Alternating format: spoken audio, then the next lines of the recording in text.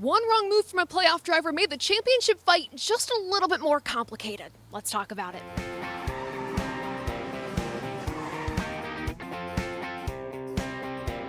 Hey everyone, it's Taylor Kitchen and welcome back to Above the Yellow Line on the ATYL Media Channel, where we're talking NASCAR all the time, and we're in Victory Lane. This is probably the coolest place I've done a post-race show, so very excited to be here in the Roval. You can see confetti everywhere. You can also see some cans of Red Bull, which should tell you who won this race, SVG.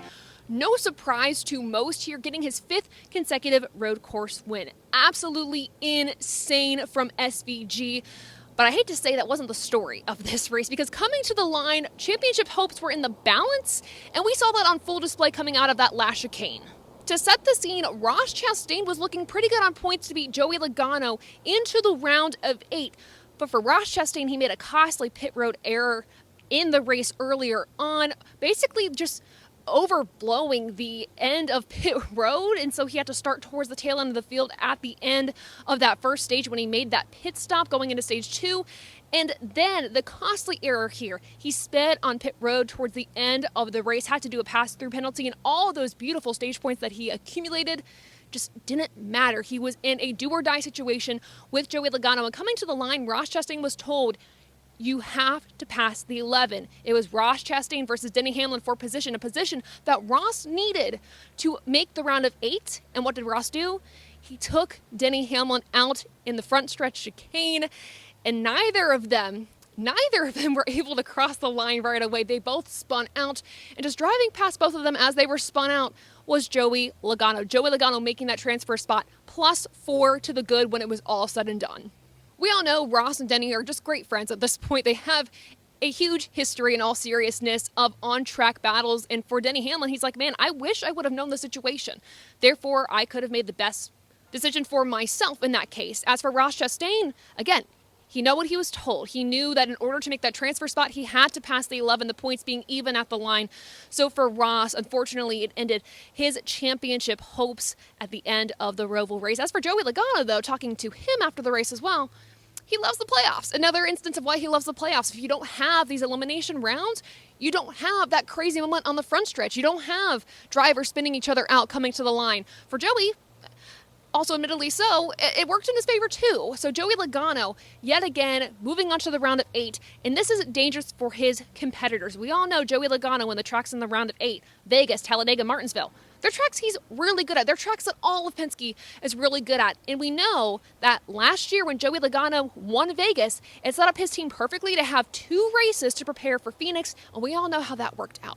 So the field did it once again. They let Joey Logano escape into the round of 8, and he will make a hard charge for the championship. Even when this is all said and done, Logano finished 20th, Chastain 21st, and Hamlin 23rd. And this means that Bubba Wallace, Tyler Reddick, Austin Cindric, and Ross Chastain are unfortunately out of playoff contention. So that's who's eliminated. Let's look at the next round of the playoffs. So you have Denny Hamlin +8, Ryan Blaney +6, Kyle Larson +4, William Byron +4. Everyone below the cutoff line right now is Christopher Bell, Chase Briscoe, Chase Elliott, and Joey Logano. And I have to say for Chase Briscoe, he's had an incredible playoffs. In thinking that he's finished every single race in the playoffs besides this one inside the top 10 is the consistency you look for in a championship run. At the start of the year with Daytona, I thought his run was magical there. Got the first pole for Toyota at the Daytona 500, and things kind of seemed to falter with the penalty and things like that, but they picked up the pace and they're showing that they are a championship caliber team. You know how good Joe Gibbs Racing is at Phoenix as well. So can they bring the power to Penske? I don't know, but if anyone's going to do it, I think it's going to be Briscoe and or remember, Bell here. Both, though, of course, below that cutoff line going into Vegas. Let's dive into your finishing order before we rate this race above or below the yellow line. Of course, we have SVG in first, Kyle Larson in second, and I remember that battle with 14 to go between he and SVG. Just the Larson and SVG battle for a road course win here was incredible. Larson, though, just did not have a car to compete with that 88 of SVG. I don't think anybody did, quite honestly, at the end of the day. Bell in third, Buescher fourth, McDowell fifth. 2 great results there with Buescher and McDowell. 6th, Ryan Preece. 7th, Daniel Suarez. We still don't know where he's ending up next year, so any good result like this is a great audition going forward. You have Chase Elliott in 8th, AJ Allmendinger, past Roval winner too, in 9th, and then Tyler Reddick in 10th. To close this out, let's rate this race above or below the yellow line. It's going to be very simple for me. I'm going to give it a 68% above the yellow line. For me, I do like the Roval. I'm one of the few people I think who really do enjoy it. I will say, looking out at the stands though, they were pretty empty. And that to me is either fans want the oval race back, or they just haven't been thrilled with the product that the Roval has presented the past few years. Remember last fall, it was just a washout from Kyle Larson. This race, kind of the same thing, but there was more contention to SVG. A lot of that has to do with the tires and the tire situation that played out here, where some teams before the race started didn't think we were going to have enough tires to finish the race. These teams had to deal with a softer tire compound that really plagued these teams, and I think that brought some intrigue as well. We saw SVG kind of backing up a little bit in some of the race to conserve his tires. Michael McDowell, the reason he got a great result, one, great car, two, he's really good at tire conservation races as well, especially on road courses. So I think the tire threw a twist into it.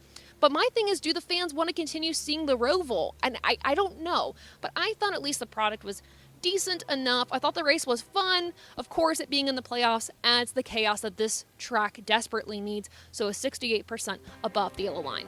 But what are your thoughts on this race? Let me know in the comments below. And thank you all so much for tuning into this episode of Above the Yellow Line from the track. The playoffs begin next week. And as a heads up, there will not be an Above the Yellow Line episode for the Vegas race. I will be taking a week off, and we will pick things back up. What I'm sure will be a chaotic race for Talladega. Thank you all so much for tuning in. Make sure to follow Above the Yellow Line on all platforms. And until next time, we'll see ya. Bye.